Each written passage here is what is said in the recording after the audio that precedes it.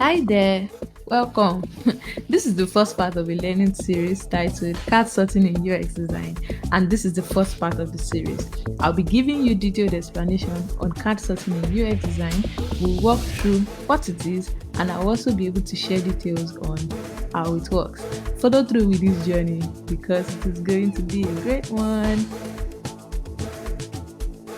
As a UX designer, it is important to note that organizing content and information is key to creating a great user experience. But how then do you decide the best way to actually structure this content? And that's exactly where card sorting comes in. So I'll go ahead to give you a brief definition of card sorting. And here we go. Card sorting is a method that allows you gather insights to how people organize and categorize information.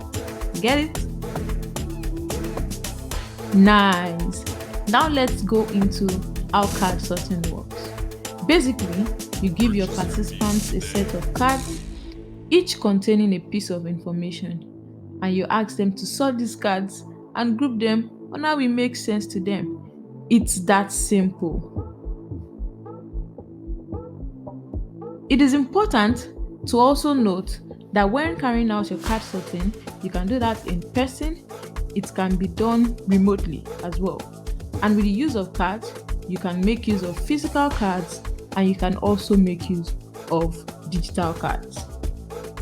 Now, this is getting more interesting.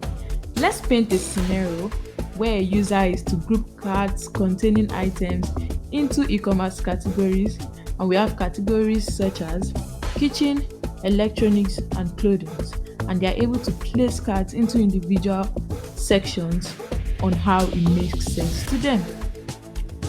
Once we have their data, it's now time for you to analyze as a UX designer, and you are able to see which cards were grouped more frequently, which ones were grouped less frequently, and this helps you section content on your website based on the needs of the user. It's quite simple, right? This can help us conclude that card sorting helps us make informed design decisions such as how to organize our website navigation and how to group similar content together. In the next part of this video, I'll be talking about types of card sorting. But before I go, let's go over what we have learned again. Because organizing content is important to us as UX designers, that's why we take card sorting serious and we're able to define card sorting, and this led us to the process with which we carry out our card sorting. That is by distributing cards to our users and allowing them group these cards on how it makes sense to them. We listed ways to which card sorting can be carried out. We painted a scenario of a user grouping e-commerce cards into categories and how their categorization helped us section the content of the website. Finally, we listed a couple of merits of card sorting.